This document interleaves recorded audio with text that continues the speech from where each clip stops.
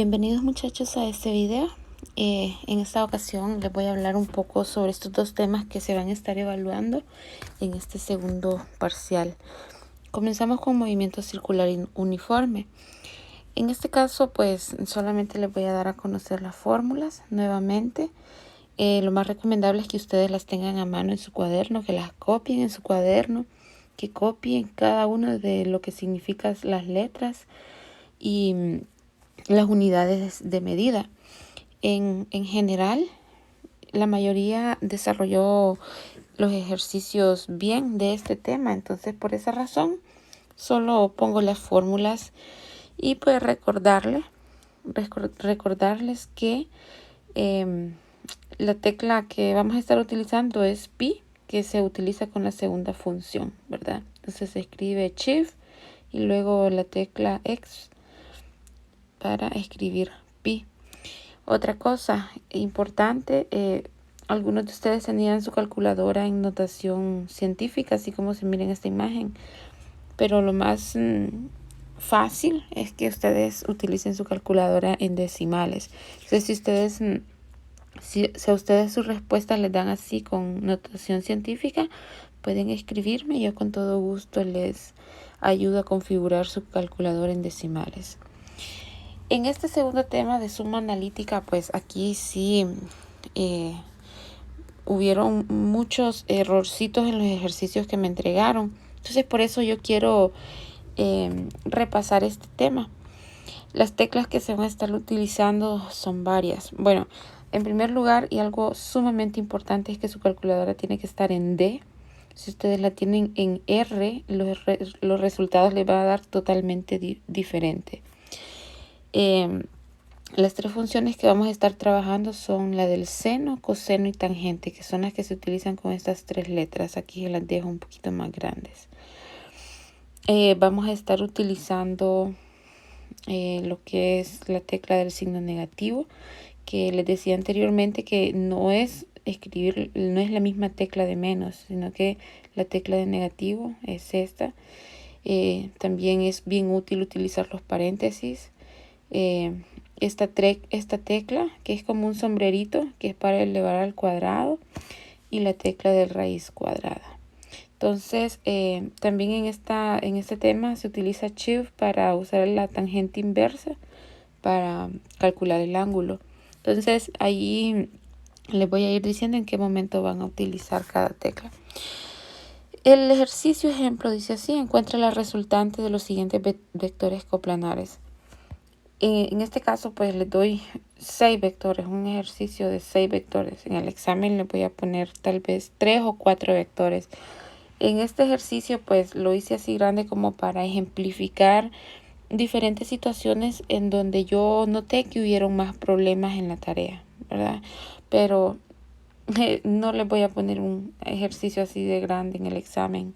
Como les digo, 3 o 4 vectores les va a salir en el examen. Y pues les voy a ir explicando paso a paso. El paso número 1. Bueno, y también otra cosa que les quiero decir antes es que si es posible vayan apuntando los pasos en su cuaderno para que a la hora de hacer el examen se les haga más fácil irlo desarrollando. Bueno, el paso número 1 es nombrar los vectores empezando con el primer cuadrante. Miren, realmente no importa dónde empiecen ustedes a nombrarlos, pero lo más indicado es que se empiece con el primer cuadrante, ¿verdad? Entonces empezando con esto de aquí que está en el primer cuadrante, entonces de esa forma, este sería el A, el B, el C, el D, el E y el F, ¿verdad? Como les digo, siempre empezando del primer cuadrante, luego el segundo, el tercero y el cuarto. Eso es lo más indicado, pero realmente como es una suma no importa el orden. Pero lo más indicado es empezando por el primero hasta el cuarto cuadrante. El paso número 2 es establecer ángulos desconocidos. Y aquí fue donde tuvieron más problemitas en los ejercicios anteriores. Por ejemplo, en este vector A ya se nos da un ángulo que es de 60 grados, que es el ángulo desde la horizontal hasta donde está el vector. Igual el de 30, este verde, el D y el F, verde y el rojo ya tienen sus ángulos. Y como les mencionaba yo anteriormente, estos son ángulos complementarios. Ya sabemos que en la horizontal se mide desde 0 hasta 180. Y luego de 180 a 270, de 270 hasta 360. Y que estos ángulos indican la cantidad en grados que va a haber desde la horizontal hasta donde está el vector. Entonces no es un ángulo completo, sino que se le llaman ángulos complementarios. Y aquí es donde la mayoría tuvo problemitas en los ejercicios, porque me decían, ¿y a qué grados está? Pues bueno, esto ya está dado, muchachos. Para empezar, el eje de las X positivas va a estar en 0 grados. De aquí se empieza a contar. Hacia el norte van a haber 90 grados, que es un ángulo recto, ¿verdad? Un ángulo de 90 grados. Hacia el oeste siempre van a haber 180 grados. Hacia el sur siempre van a haber 270 grados. Y se continúa hasta 360. Entonces aquí en las X está 0 y 360. Entonces siempre que el vector va hacia el norte, van a haber 90 grados, siempre. No es necesario que los escriban, ustedes tienen que aprenderse esto. Hacia el norte van a haber 90, hacia el oeste van a haber 180 y hacia abajo van a haber 270. 90 más 90 serían 180 y 180 más 90 serían 270. Y 270 más 90 serían 360, que es lo que va aquí. Bueno, entonces esto es muy importante que ustedes lo aprendan. 90, 180, 270 y 360. El paso número 3 nos dice elaborar y llenar el cuadro de acuerdo al número de vectores. Bueno, en este caso es el mismo cuadrito, pero aquí tenemos 6 vectores, entonces vamos a hacer 6 líneas. 1, 2, 3, 4, 5, 6. Aquí yo hice un cambio. Primero escribí el módulo y luego los grados. Ya van a ver por qué lo hice así. Bueno, vamos a escribir el nombre de cada vector. Luego vamos a escribir todos los módulos. 150, 200, 350, 300 y 120. Luego todos los grados. 60, 90, 180. Y aquí algo importante. 30 es un ángulo complementario, ¿verdad? Porque solamente nos representa el ángulo que hay desde 180 o desde las X positivas hasta el vector. Entonces, yo les recomiendo que ustedes hagan así, le pongan una marquita o algo para que ustedes recuerden que es un ángulo complementario. En el caso de 270 es un ángulo completo. Desde las X positivas hasta acá hay 270 grados. Entonces este no es un ángulo complementario. Y 20 también es un ángulo complementario. Entonces es lo que les digo. Les recomiendo que le hagan una marquita o algo para que cuando estén escribiendo las componentes ustedes recuerden que tienen que fijarse en el componente de esos dos vectores para escribirles los signos. Bueno. Luego vamos a llenar los componentes de cada uno. Entonces aquí pueden observar por qué lo cambié estos dos.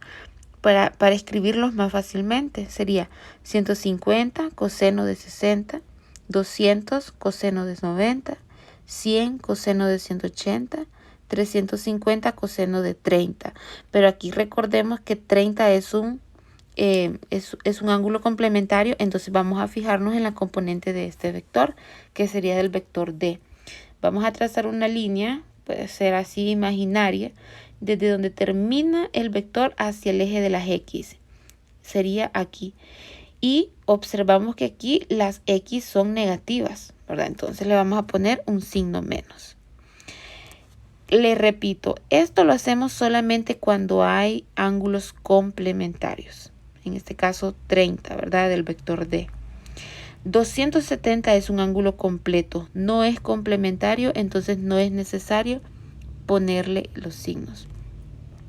Y luego en el vector F también es un ángulo complementario, entonces sería 120 coseno de 20. Vamos y observamos nuestro vector y trazamos la línea imaginaria hacia el eje de las X y nos da que está en las X positivo. Entonces, al estar en positivo, no les ponemos el signo menos, sino que lo dejamos solo así. Y para el componente en y, pues lo mismo, ¿verdad? Solo que cambiamos la función, que sería 150 seno de 60, 200 seno de 90, 100 seno de 180, 350 seno de 30. Y aquí tenemos un ángulo complementario del vector D. Trazamos la línea imaginaria desde la puntita de D hasta la y observamos que es negativa la y. Entonces le ponemos el símbolo negativo. 270, que es un ángulo completo, 300 seno de 270 y 120 seno de 20. Este 20 también un ángulo complementario. Trazamos una línea imaginaria desde el final del vector hacia la y nos da negativo. Entonces este componente en y también va a llevar el signo negativo. Una vez que tenemos nuestra tablita completa, el paso número 4 es hacer la sumatoria de las componentes. Es decir, vamos a sumar todas las x y todas las y. Solamente lo vamos a escribir así como está aquí, exactamente. Y mi recomendación es que lo hagan de un solo en la calculadora. Escriban todo de un solo, así como está aquí. 150 coseno de 60 más 200 coseno de 90 más 100 coseno de 180 menos 350 coseno de 30 más 30 coseno de 270 más 120 coseno de 20 igual. Miren, rara vez les va a salir un número entero, pero mi recomendación es que lo dejen como un número entero, así sin cifra decimal. Ya saben, ¿verdad? Si después del punto hay un 5, se redondea al número superior. Y si es 0.4 o menos, lo dejan así como le da la respuesta. Entonces, en este caso, negativo 215. Déjenlo así, sin cifras decimales. Es más fácil de trabajar así. Y para la sumatoria en las f de y, pues lo mismo. Vamos a sumar todos estos, siempre teniendo en cuenta donde hay signos negativos, ¿verdad? Lo escriben tal y como está en su calculadora y escriben la respuesta. De igual forma, mi recomendación es que trabajen con números enteros, que no trabajen con números decimales. Ustedes, estas operaciones es normal que nos equivoquemos al escribirlos, entonces les recomiendo yo que hagan 2 veces cada una de estas operaciones, corroborar sus respuestas. Luego, el paso número 5 es aplicar el teorema de Pitágoras para conocer la magnitud del vector resultante con las fórmulas. Ya tenemos nuestra f de x y nuestra f de y, que fue lo que calculamos aquí anteriormente, ¿verdad? Negativo 215 y negativo 186. Solo la copiamos, ¿verdad? Y pues el teorema de Pitágoras es esta fórmula, que con esta fórmula lo que vamos a encontrar es el vector resultante, ¿verdad? La magnitud del vector resultante o la magnitud del vector que es el resultado, ¿verdad? Bueno, entonces, para aplicar esta fórmula vamos a recordar que A va a ser igual a la sumatoria de las X y B va a ser igual a la sumatoria en Y. Hacemos la sustitución, que sería A negativo 215 al cuadrado más negativo 186 al cuadrado. En su calculadora, escríbanlo así como está aquí. Abren paréntesis, negativo 215, cierran paréntesis, sombrerito 2 y les va a dar esto, ¿verdad? 46.225. Y de igual forma paréntesis, negativo 186, cierran paréntesis, sombrerito 2 y la respuesta va a ser 34.596. Muchos cometen un error aquí. En vez de poner 46.225, que ustedes observan aquí que hay una coma, muchos cometen el error de escribir un punto. Escriben 46.225 o escriben 34.596. En esas calculadoras Casio, la coma y el punto no se distinguen muy bien. Entonces ustedes tienen que estar seguros si lo que tienen son comas que dividen las milésimas, ¿verdad? O si hay puntos decimales. Tienen que tener mucho cuidado porque esos errorcitos, como ustedes han observado, yo no los dejo pasar, ¿verdad? Si usted le pone un punto donde es una coma, pues está malo. Y bueno, hacen la suma, 46.225 más 34.596 es 80.821. Y a esto le tiene que sacar la raíz cuadrada. Y la raíz cuadrada sería 284 kp, que este sería la magnitud de nuestro vector resultante. Copiamos aquí la respuesta. El paso número 6 nos dice aplicar el teorema de Pitágoras para conocer el ángulo del vector resultante con la fórmula. Bueno, el teorema de Pitágoras nos dice que para encontrar el ángulo va a ser igual a la tangente inversa de la suma de las f de y entre la suma de las f de x, que esta es la otra formulita que ustedes tienen que tener a mano para el día del examen. Hacemos la sustitución, f de y es negativo 186 y f de x es negativo 215. Hacen la operación en su calculadora, que sería 186, bueno, negativo 186 entre negativo 215, y les va a dar una respuesta. Ustedes aquí escriben solamente 3 cifras, ¿verdad? Con 3 es suficiente, pero mi recomendación es que ustedes no borren el resultado de su calculadora, que trabajen, si es posible, siempre acostúmbrense a trabajar con la respuesta que está en su calculadora. No estar borrando. Entonces, ahí mismo con la calculadora que les da el resultado que les dé en su calculadora, apretan Shift, tangente, le dan igual y le sale el valor del ángulo, ¿verdad? Que sería 41.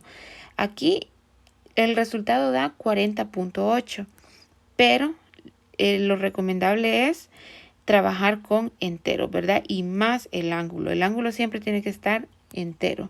Entonces, de esa forma ya tienen el ángulo, ¿verdad? Y paso número 7 va a ser graficar la respuesta, porque eso es muy importante, que la respuesta tiene que estar graficada. Dibujamos nuestro sistema de coordenadas, que en este caso tenemos que observar la f de x está negativa y la f de y también están negativas. Significa que está en el tercer cuadrante, donde están las x negativas y las y negativas. Vaya. En el caso de que salga, por ejemplo, las x negativas y las y positivas, sería acá. Si los dos salen positivos, sería en el primer cuadrante. Si sale y negativo y x positivo, sería en el cuarto cuadrante. Entonces, tenemos nuestros componentes en x y y. Nuestro vector, que sería el vector resultante con una magnitud de 284, con un ángulo de 41, que este siempre va a ser con respecto al horizontal. Y de esa forma pues concluimos este ejercicio. Muchas gracias por la atención y espero que el video les sirva. Gracias.